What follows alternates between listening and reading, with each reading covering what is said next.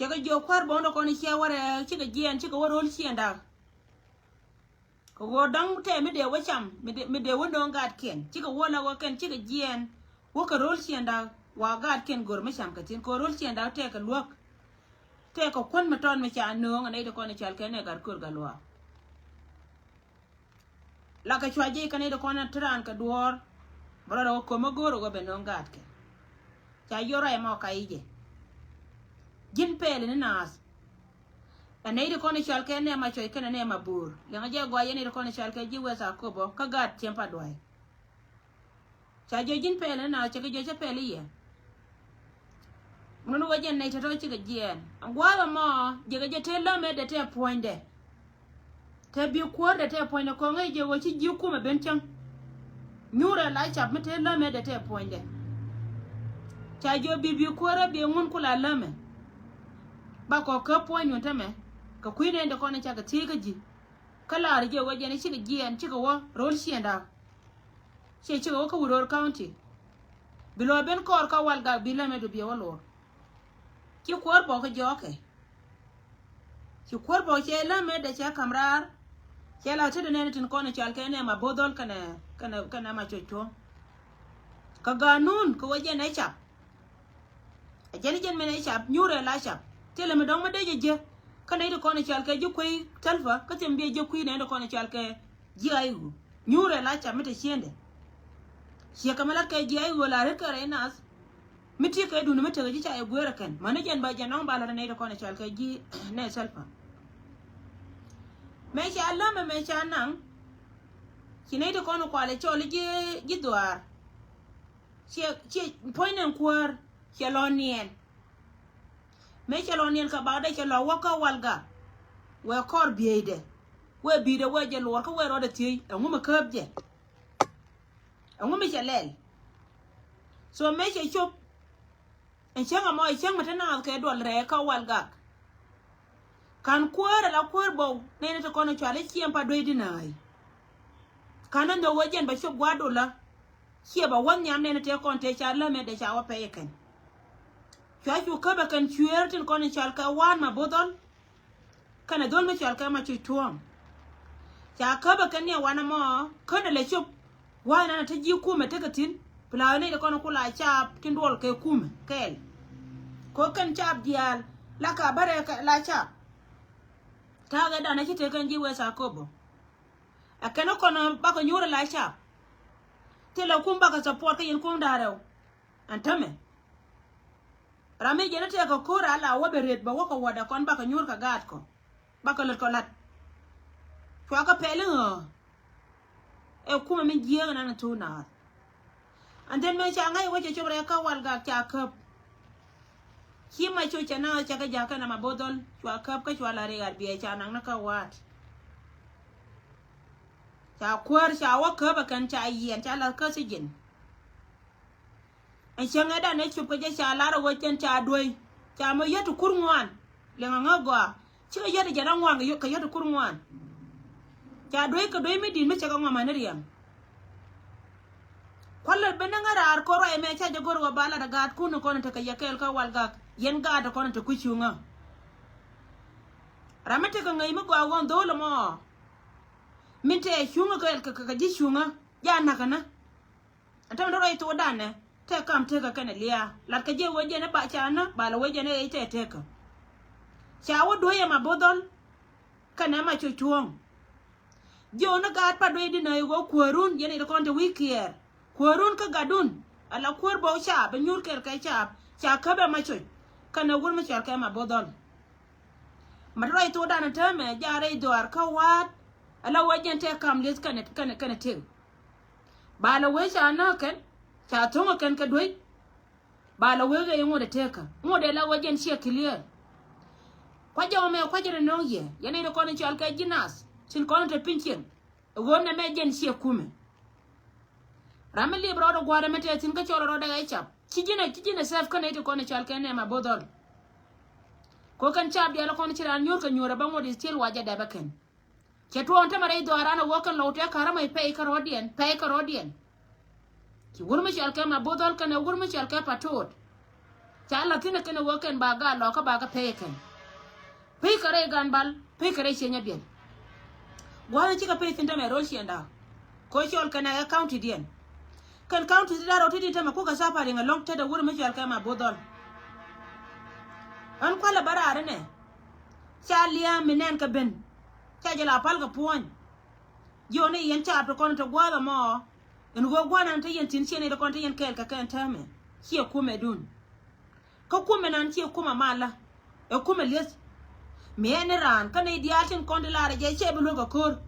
che be pal che ka ta la ka ya ayo wo yen rama shi je gor ba ben ko ra nyur ka nyure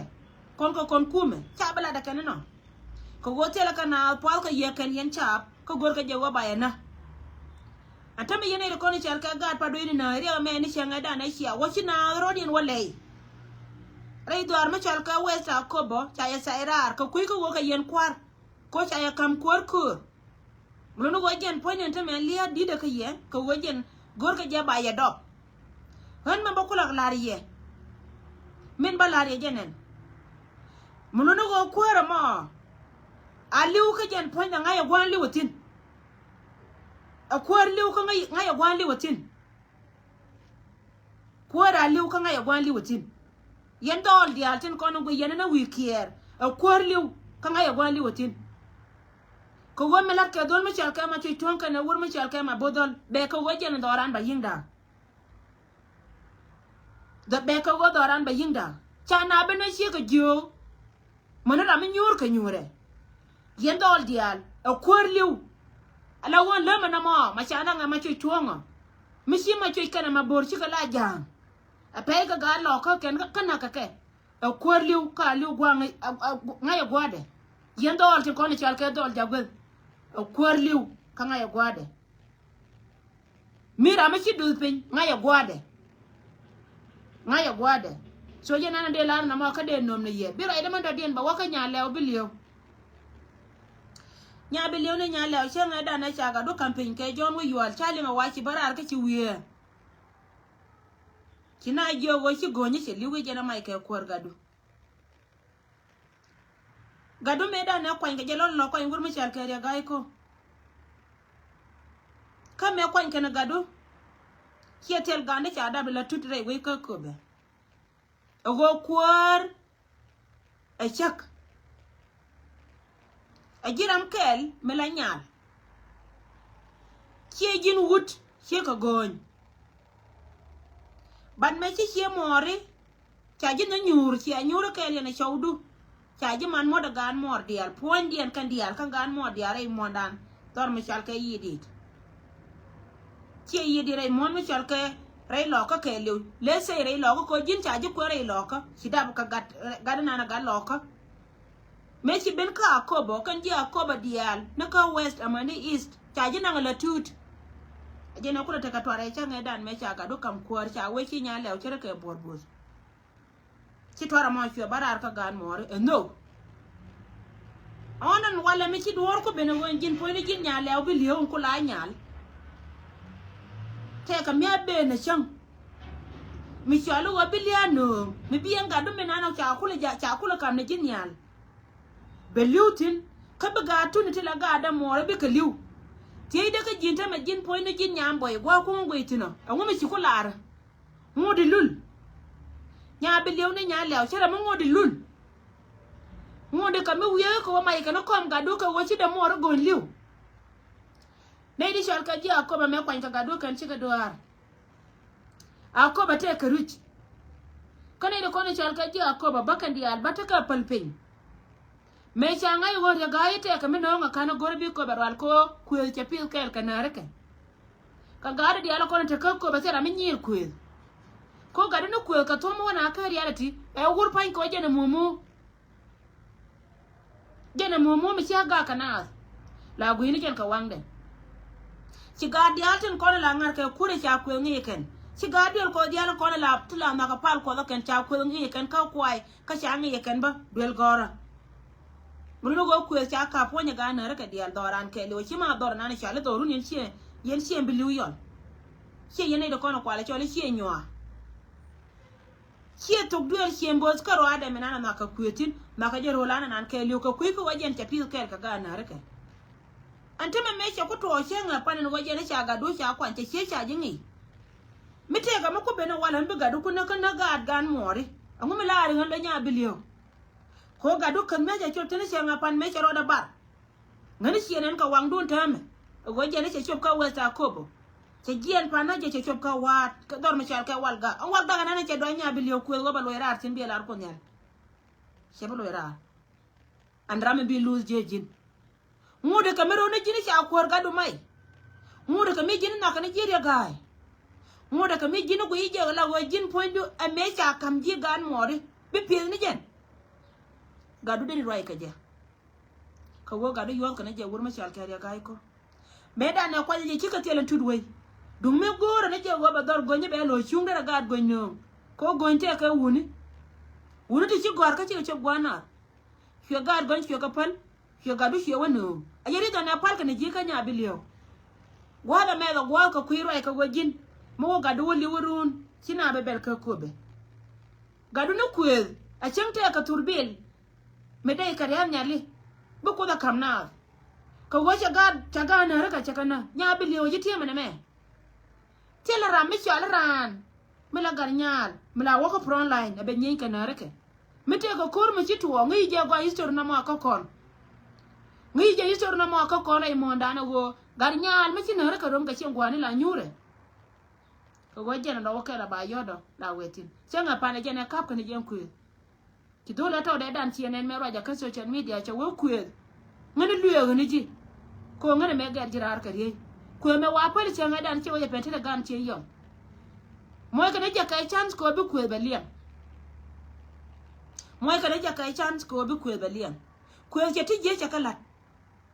nya bilio ajan kare bi ku no na ma ko ku je ti je chakalat ku cha kam trust aga na reke cha kam trust a chiema ndonde cha kam nya la gar nya mu to ka shwe we kama yi da na roka me da ne te ka ko ba te ka wi mi yel ka lo mi don ku je na no na me kam na direction me we ka na na ka dor ma chal ka ngada ka kana te dia la ko ne ba beliu ko be chenga pan na ka ku nya lew na ka ku nya lew kel mi shiga du che ba ka rar ka je andam bi tare jin ala ti ti le kon gati ko ne ko ni chal ka lo won tame ka ti gor ka roi mala roi na ba ka ban ka social media wo tumora bana lunja utin bana bentin ka bana baraitin anta me gila go ije bi ko to ni duelu ije na ga du ye ko che ngai go ga du bi ro yan nyambo ngane bi ngi ngai go bi ro yan ko godu mu che jen diri joy nya lew chang ti rol bu diri joy diri barar bro ne ka media ko wodi rai jena na ben ka che mori diri ko ko jaw jila da history na me wure da na je ro da chang na ne che do men chan bi anga yene to ko ne chal ka lo wure da na je ro da chang da me lar je go ne to ko go ne wur mi chal ka ngada ka jabar kana gat kana na ka la nyi ka kana ko ba ku lo me yete nyam te kon lat wure di de mo mata ko ma chete wango bi anga go yen ji ko ba ka bi anga ba yelo me yete ji te kon la re ko re de me ngwet me che lo che kana so ngure ne nya bilio chu na wiye ka chu alam chu la wala ro che ba me da pa gan me dol ko go jen point de mo wa da pa gan me dol bala ne ti cha la te man ti cha la te gwan dum ma kana walu jaw ka jen gwa de dan che de ta ka gan me dol che de ta ka gan me dol ala ran me pidi la ngeri je ran me pidi la ngeri ja waidan gadu minan min le roden tame re wana mo ka be je ka ko ka be ngar gwa ni dia la kona tete chung bale je ro na ba loy ro chi anda ga da bi je tin kula do chi ngwani che ko bi je cha ngar kalas min ba kula larji ga go ru mo wete mo watwo abete me betu ka gadu chu wei gwe ya bi la ro yin jin point do tere jitel kali akwe nya bilio ngai ni gwa akwe na jin ko chenga pan churi ya wor ko wo chi nin ka to bare kwara nin ka tung de ko wo kan gati dia le ko ni tere do aran la kwan karan mi chi dio de chen to kwara do baje kampi me cha gadu kampi churi kine wi cha gada yom chede da don kwara kajena me chukule bena wala ma gadu chana chakana chede ma kan tina chi ko roi ka ji angan nya mi sie ka ji ma roi ka ji me angan nya mi sie ka ji ma roi ka ji me nya bi lew ni nya le ajira mi di mi chi do te kare go na ti tina ta me chi gwa da mor e da ne chal ke gon bi lew sie gol chan chi gon ti je la ta je pele ka je na kwala no ga do ji ko be ajena ma kan ga do ji ko be ko wajin cha wai jin nya le ko gonyo gon me chi gon na na chana na ka dor me chana re lo ko chana na ka melakal chara mar gar go ma ye na na ka ngada ka me na dor me chal ke juba do to do ya te ke bed record re mo ndan mo lo mi chi ga du che kwor che de je ba chu ji ko be chi ko ba bet ko ga du me we kwor che nga pan che kwan aji kel me de la ga du ler me we ka medan we ka chon mo na cha ji dap tin kula do ru ni ko be me te ji ai wo re de du mo telo ga du che nga pan cha de no ko wo che kwan ji ga che kwan re ma cha ga du ni ka shwe wara ye ba wo kwora ba na lead ko be ka shwe wura me cha ka re ma ka pat wura me cha ka re ma cha ka che kwan jen ngo me la ke ne da na che mori awa nya le nyur nya le mis nya le nya der to wo ji der jawru de kamra de la we dir jawru de kamra de la we mi ci ko nya na ji ka wo che chora ka de chip cheni dir jawru kamra de kam we an bene bir ka jema nya bi lew tomorrow be je ka ji tomorrow be je ka ji so na me jena la ji go wo ga do che ka west akobo ka gadu mi to ko we yetetin ate tin ku de chi na de chi kana ko ku te no ba linas me da ne we kor me kap ko kor ne de ko ne kap ko kor gwa da na kap ko kor tin me kap ko kor nya bi liyo ko yote ko de la kam je ajene la pi bor char ke jas ajene la pi bor char ke jas gate content na ka dor michal ka akoba west ajene kam na direction akoba west ko le bentina wale ishela headquarter ba chien ni me chiro la chenga pan ka dor michal ka chuol dor na dor mate ka kot a chong wura ka wor me la we chu ka te kon ka chu tuna arbieni tentene ka arbieni ba ka be quiz ka cha ba pan mani jin ku do gwe ngama ka dor michal ka akoba west chien en pan forga je ka walga nguma na woti na walga nguma go amiki latin wayen ka men na yen jika walga sia jika na walmai sia chwa da jalo ne pen ka bitin na wale bi be cholo yet kwata dunga kobo ika wo bi gad ko ba bi kana karo ko nyale le rije ko jin bi gad ko bi kana karo je no gori ajilar na me kum na jeli kele kuma wani andrama wan chemete ndor ma chal kama chi wen kala ngan me chiro de fet pin ko na lo ko ngor kama kwela mani atama wan nin ka te nin jen wan karo la te ka 40 days nin jen na wan karo dien kinin ka de me chat ka nira amela na to kara ma gorje wo be we bi peace telo wan mela ta che ka ke dum no wan la role alar jini go gar nya lew bi lew dara mo min goro wo bi gar ka bi ka bor pin sibil lew na ga ta gona chal ka ga da ko bo chi ga che nya bel dina tin kuzi ti chire da today wan bi do cheka ja betuo bu ko kon kan jina abi ga lo ko lo mier bi ko lo mier bi ga lo ko lo mier a chimun kai ku ma gwa ga liya wa bi aloje ko wo mi chiro de today la wa bi la to ka gar ga ne ria ba ji kula ba yu che ka dasta alan magoriji kina roi ka ji la bidi likke ka me shabala la gwina na tiya mam kalaiku mission te ga bi je today tela da me bi tela ba tere we ka kina ba wiya ko na rodo ka tet ka rodo jioni jiwa westa ko men and my dear brother gar nya la bilio ngai ni agwa go jin bitaka mai kale ngono gwadu da mai kale biga dar mi shalka ko ba wel nawo da ma da ba jin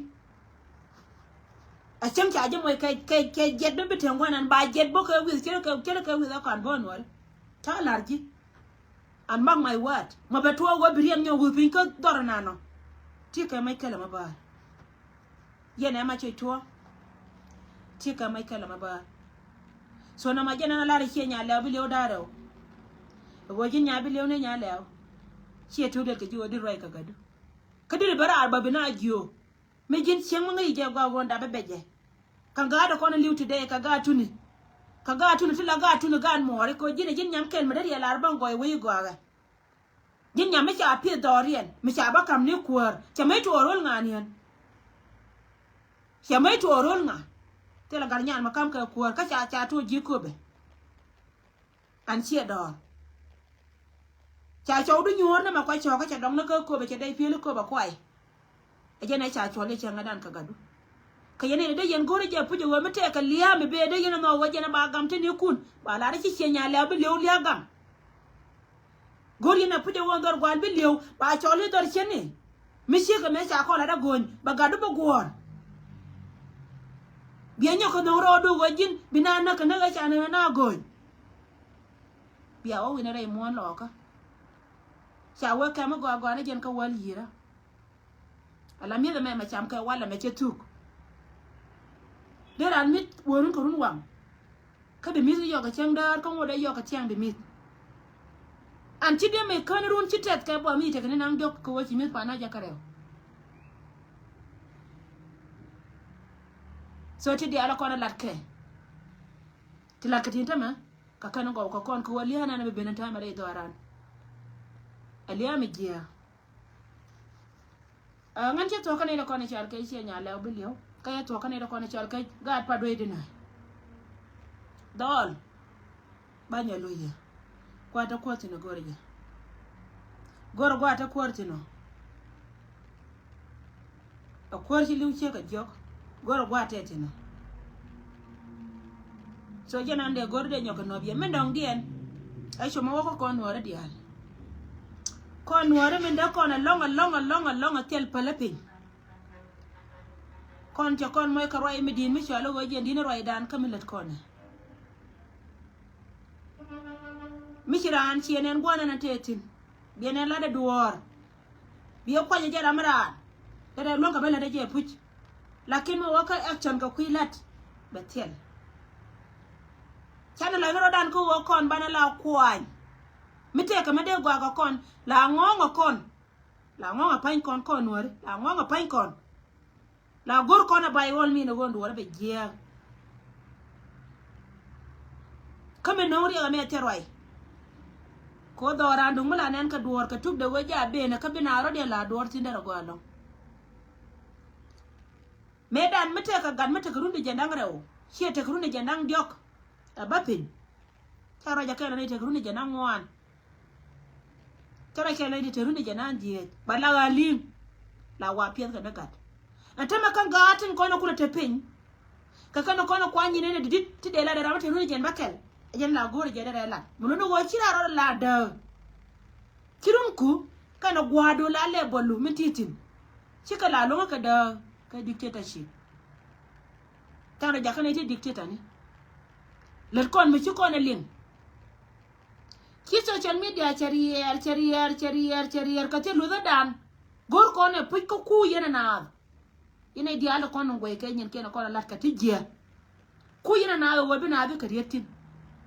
kale mi chal ka kume ma chal ka kume mo tara ka dol kana idara udi chal ka jichem mete ka metu wakane di chal ka jichem ma charar checho shenga mo cha ti da la nyaka me ba mo ka do mete bombo mo ba nyaka ga never la jege ajena dokoro ntama kono itin dial to kono chal ka jicheni ko wojiran mi chinyin chiendu chikale bgo chinga ni angar gur chieno kan yin chieno chikairar na mala wachi doro chejia doro cha barola ajenta mi chika ta kume cha nyin cha gala da keta kume cha dar gor an kume cha kuingo ana cha yogor kume cha wimi cha yogor ko kume jente du jira min tu kon ntama wi mon kaylew te leng mi chalo go kon gur kon to ge pan ajena tu kon nana na roike thì này thông anh cái chiếc cái tin dia là còn là cái cái mấy tua cái party phải cái mai ông ấy chỉ còn libo mấy cái karam kel mấy chỉ bên mấy cái aparo door cái liu cái bit tanas chỉ này được con là enemy chỉ giết thiệt cái đàn có kiên chỉ cái đen vol karan mấy chỉ rồi cái điều kia cái ngoan cái tira mà loji là bidi ko jala ngi je go malat kam malade mo chay nok men go alon wi mon ci marle mi chalo go bidran go wa ko goy mi di de long ko go jiran ci biet nyo da ta du go jine jinga nyo da je jin leader nyo da je go jira ma tedi dai ta ka do nyo da ji pan nyo da tru ka ladu biet nyo da ji den go jine bi roye ke go ba ngai ngai ngo ramala je de mi chaka tin ci ram ngai ngo gwana wajiran burlat burai kamelo neji mite kamelo neji ka goriet burai tin te ka tila palke dor mi cha yo ci pel kami di na ta continent ame ki am gor wade dole yo bani chenga de ko nore mako ko no bi ko ran ta mala rana cherdi la jen karo ade ko wajen la jojo woni nyen kono ko la nyen konti dor kana kono ken a chama ne dunan koro ko ne ko ne charga jitu duen mar koro ci ko ne longa len dara ma wa ngai ngan o de ci te do o de ci te ra me nyor wai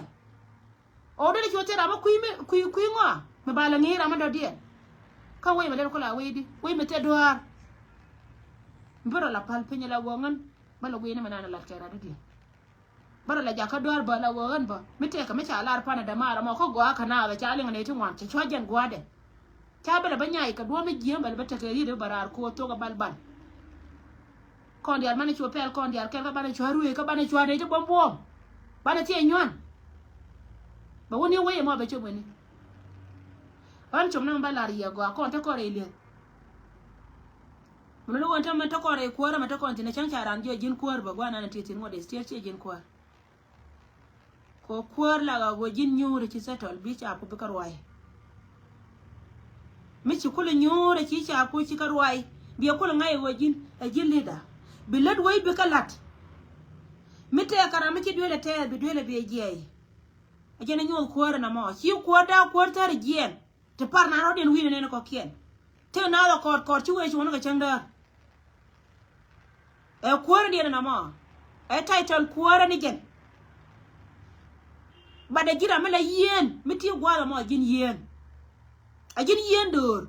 ka jin yendor mo kula bana jirar ala go kula gor no wanjin pointu binay ko ne yenne bi ko lo moy ko wakan panken ba go ba luza ken bi shobu ne mishi aga yana ran yene daro kaka yene da kono kula tanyam kiye shwanga wabi abara ka biya da pinyala wabi ane ko ken jo chana ga ram jone di ala chana ga ram shi ram da na alwan kala daka gano ne daro mishi ga la ken ba kuma ken kame ma gor liang bara gor ne dang dok gwa me te ko gwa to ko ken jama gwa de shego gwa right continent am ko to ko platform ko ken na de ka right mi yen yen je ndoro pu ji gor je go biya chod yer ala wo we cha kunya na pu dor cha nyan ka wuni nuore cha pel wunore jin ci pel pu wunore jin ci pel la go jin sha kwan tele mi share te ka du la gori je wa michal ke dundu ba dal ni tini sia ba jan wang ka meda ka jikaro ba jan wang mangar ka jingare du ngudu wonora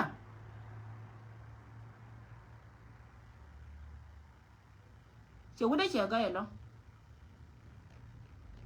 win mo na me mala lar ka je chiran cha tiai ni nganya ndo palme ta ba ra jo ye cha tiai de ngati ka jin tiai ti ko amadi en go raja ka social media la dan nyin comment fela yo ka tela nga position it doesn't mean we gande barar ka je tomorrow de na ba jo cha tiai kwala tiai la go tiai hala nga mnginga kami ngan supporter che kama ngan supporter ka comment fela yo right now ngan supporter ma ngai melada che de wo ka tela ke kuar kan kwar ma michi garo ma chede kaitin kala yana ne ta mata ma kwa report la kwa report ma cha kam ngatet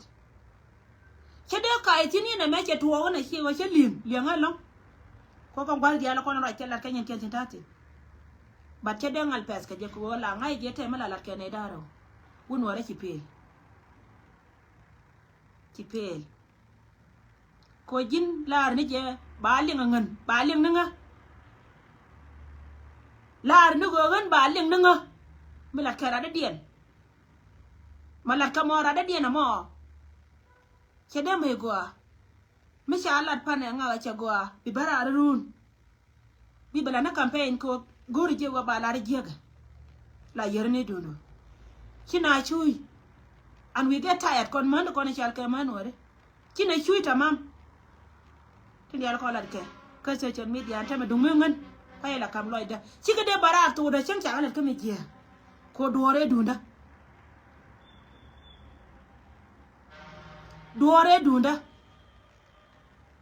lakin dor ma ga dundu jin kon ka dor ci to la pes ko jen bi mi jere bi ngal kamra ri to bi la pes ko bi mi jere bi ngal kamra ri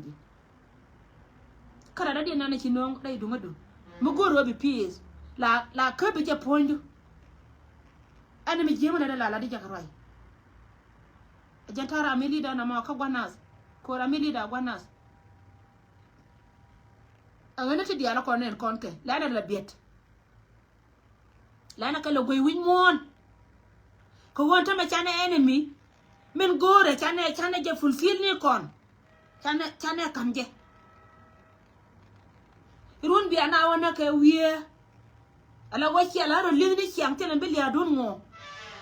bi ana wona ka wiye tomorrow te ko te ka mi nya ne ni wur mi chal ke riyo ma cha ka yen to chi adora mi chi adora ta me che ku cho ya gai wo mi la ja riyo ma cha ko be pel te pondun yen di ko riyo ma cha mi ja riyo ma cha ko be pel ka ti dia la hone gul ka yen ko du mu te ro ka yen ka to ko ni chu yen tin ta ma tin ne ta ko go ni bi a chup tin kiran ka de parar ka tok de de yen lo che ne go mate ke weakness ni ci joy medan ka gwandi de yen ka lo ja ka bi ga ben ya jalla la lat ke na mora mi gor je go be dora be kamra re kemi ji batte la je le yen ni gam le yen ni nyir til yen ko kien ka mi ci ma du nun karo mi dum da go li de yen ala go ba joje go mi li jin won wara ci me ba pa ba du do gal ka ne ko kien bat ba je wa use ko believe chebe joyo go mi lead jini cheme me de na nang nyam jena gor yene teo cha bay an cha ka ngwan teo cha bay an cha ka ngwan kon man dia la kon chi dap ka gat ke ye na me gor roi an chi roi me de la ke jela nan antama kwa yeti yene dia la kon chi barar ka social media te batin kone ci je kamane ne kone ci alke siasin ko siasin la budu ka ga tel gwa mate ga ne dang baro mala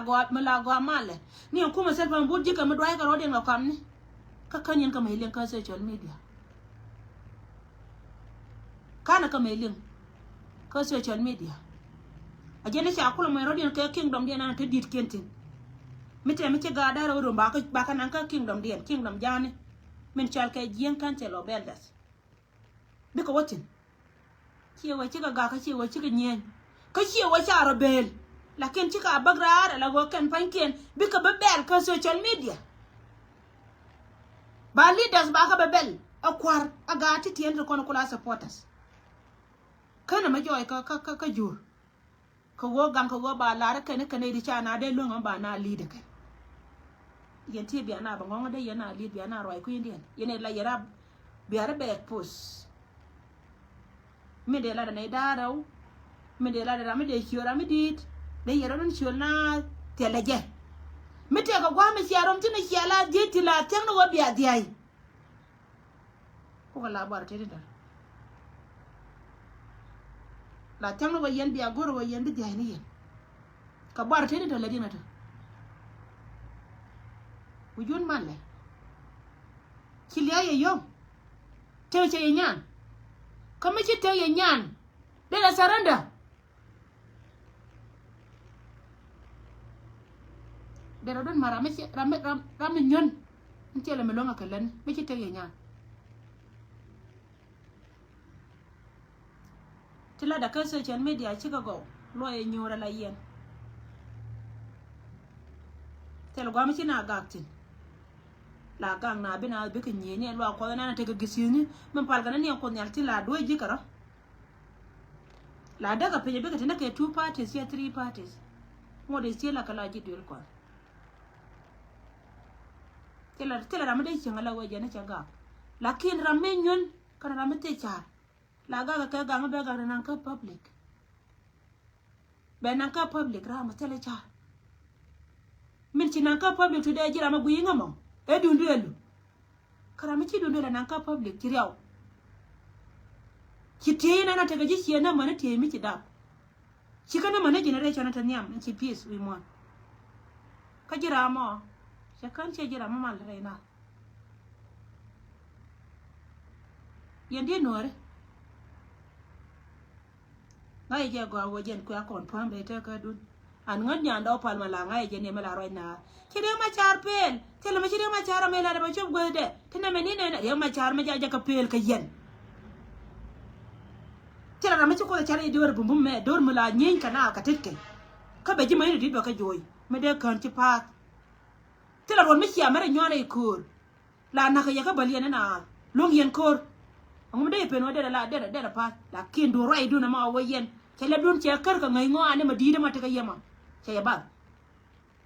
ra ma la guiro de wo ngai ngo mo de ra da di na dor che pe la ra mo jen mi la guiro do de te ka du le ni na ka ngai ngo ane a jen do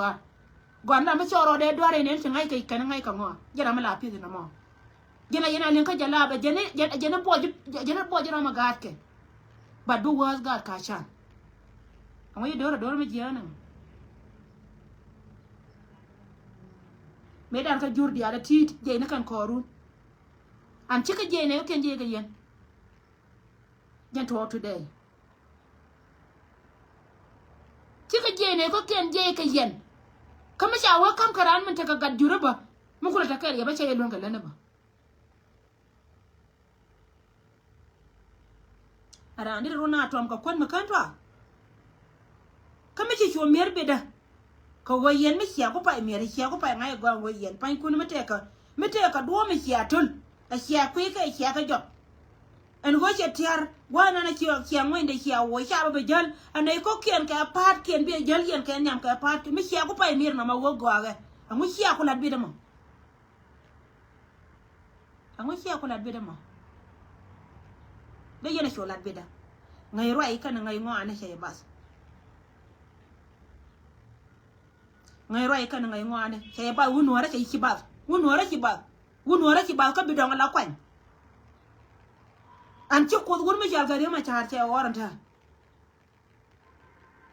ko yena jende du ne kyang ku yen nyon la chol tin ni ya la lo golong re ma char tong re ma char go re ma char nga te ramala la dwar ka ro ade ka jira an tam ti ka char ka tire ne te dini jella si ka ke ri mai pie wini ko mala non te dia jella si bra ro do la wo ngala ko ka cha o kam ko te mo no ka lani an wasi yen ko le la ja ko bi pika puara ba ngene chema to am kur mi che to biala wata biala cham la yen ko ne gad nyala chama no bel ken kan no tun bi ayo ka etin bi bel rol bi yene ji pa ne chema dor mi je na ko chire nan dor mo non liya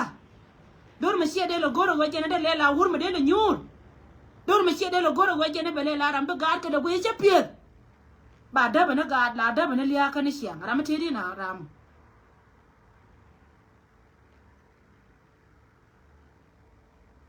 kina ro ai ma ta na lo wode ti kono to on ta me de ka to na to dun ke dun ne da ro de ci ga na ken me wa kai to ta mala da yeme na to akwai la dia de yen po yelong de yen po yelong along de yen po yelong shekara mana na ci bara ma ci ko wata ma wa kore in detail ka ti ala ko la de ra ande da po ko gwa de da ne we gwai ka kanta dia totin mi ci wa kore ta ma kwala ne je in detail here me de ne dial cho ba wona na ite ko de kula ngarka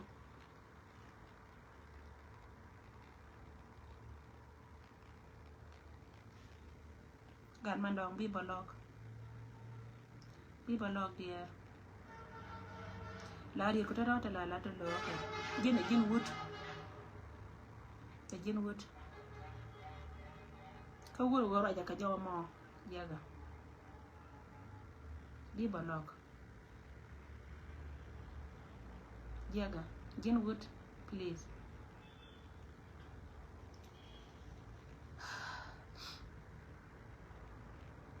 lakini mo jena na goro ba kam yala advice we gwar ngale le lo nyor ngale ne le lo ye ko ne ko kene chine te da to pinda ma chang kon chine te da chine to bo or ne show or ne gan mar ko tinak banke ya jenta mela o ko ne de ko ken dia tin ko ne to ko ru ne lebleb la pen lo era ne pin kati la dien ka ngara ya sorry chama de yo telephone na ma jana be ngara la chum we gwar ajana be ngara na ma wo yen mere la char ko gore je bia lo nyor and social media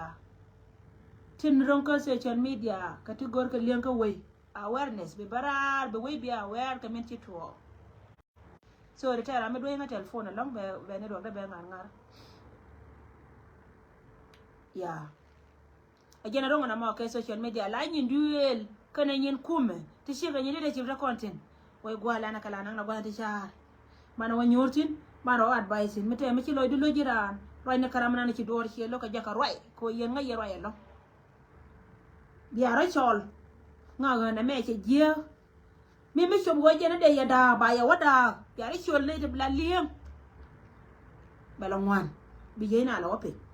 chana rodan jaka jire ka enough so gugre ne ka angan lim ka social media ka kui ne na kono cha moy ka bor ka kui gangdan yo yene idealtin kon so yene idealtin kon tila dier ka kui do lawte kon de pay moy ka bot ki dol wala da ne de kanatin ki gwa da ne ki alen enan kanatin ketia telo gwa manan kanatin wal ko kanaka mi jeda mata lo dute ka way gwar cho banai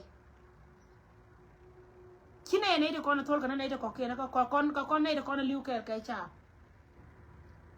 ko te ka message din ma cha na ko ga wa yendo ri chwa da ne luak kine tere ne dia lo kon tin lar ke te ga ne de tol kana ka yo no tune so re tera ma do nga telephone along shit sorry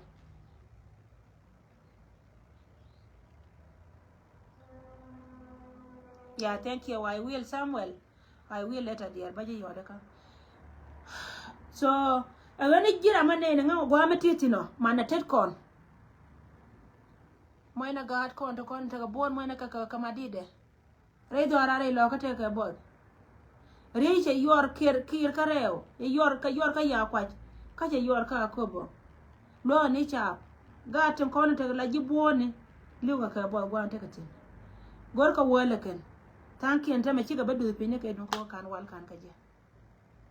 so ngana kon la na ka kui doran yana ba gone riet ka contribution an jatin me gira ma chalo da tai gwa titi no ka yen mana kon char ka man lo ka yen mana kon char ka man lo ka manda ba cha chara wanda ba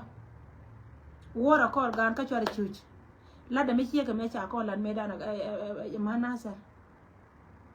manasar me chire ga didan pen ka kene tuana lo kon wara ko ken ka chu kon wonyor ba chu ko do tina mane ta meta ka guru mati ana tintilat ka me chia ka manan ko ngode lia tetin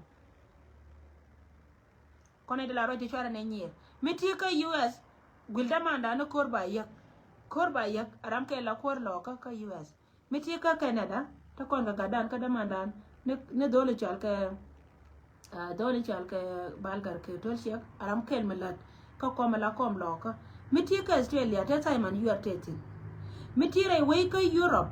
ka na UK wilmar sa nyebol jangwan kur